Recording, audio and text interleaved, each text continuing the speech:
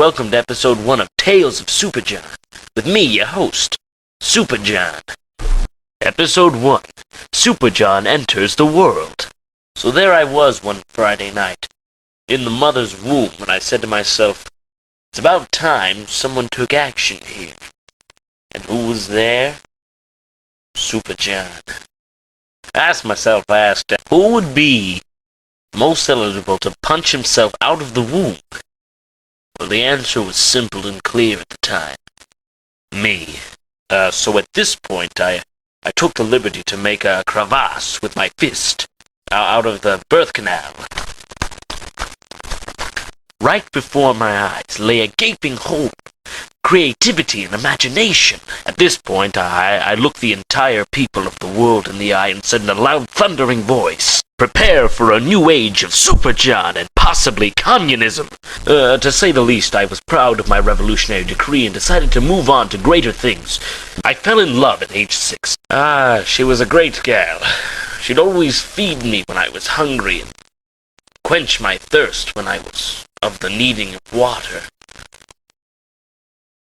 How I miss her. Oh, the fire was so large, I vividly remember holding her steaming, decapitated head as it frothed at the mouth in my arms.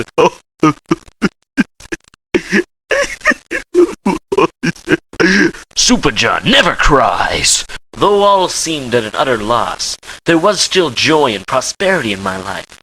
And that joy and prosperity was named Samuel, so I killed him by slitting his throat with the ace of spades. Now, reverting back to more pressing matters. Now, at around 7 a.m. on a beautiful Sunday morning that had not yet experienced the wrath of my vengeance, I decided to take a walk in the woods.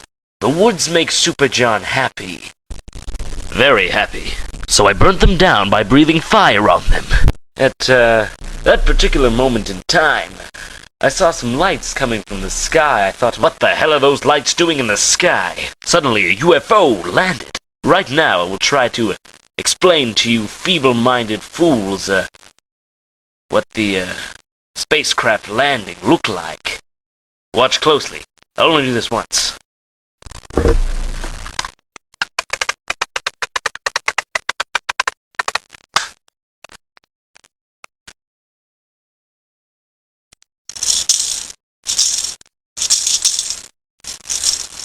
I don't normally openly admit this, but they took me among their ship and, well, they, you know, they, you know, like they, you can't tell anyone you saw that. What the hell do you mean, live broadcast?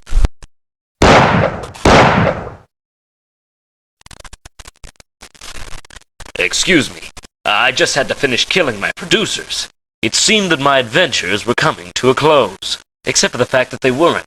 At the swift and able age of 8 years old, I was already off to college. I attended the prestigious school of MIT, where I majored in upstaging and archery.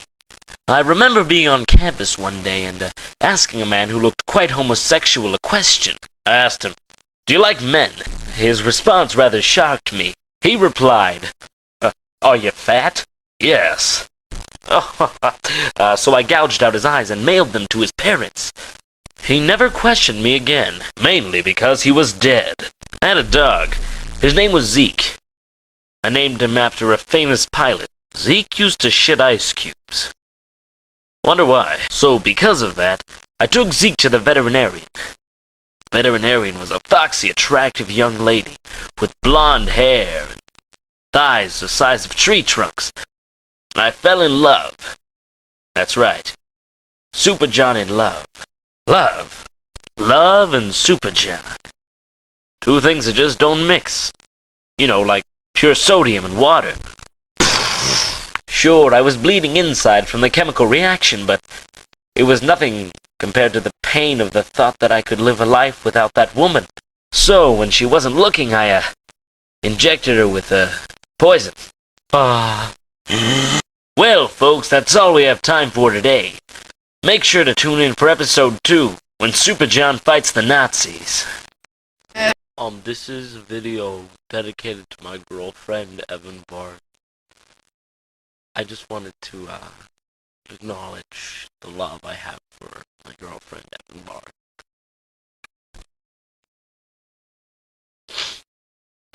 This isn't right.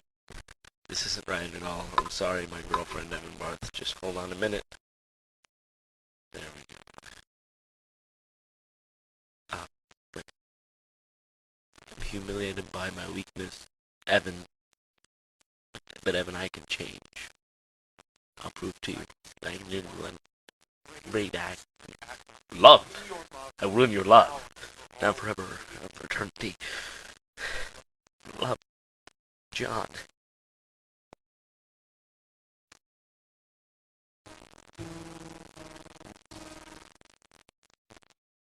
Evan. Oh, this isn't when it starts.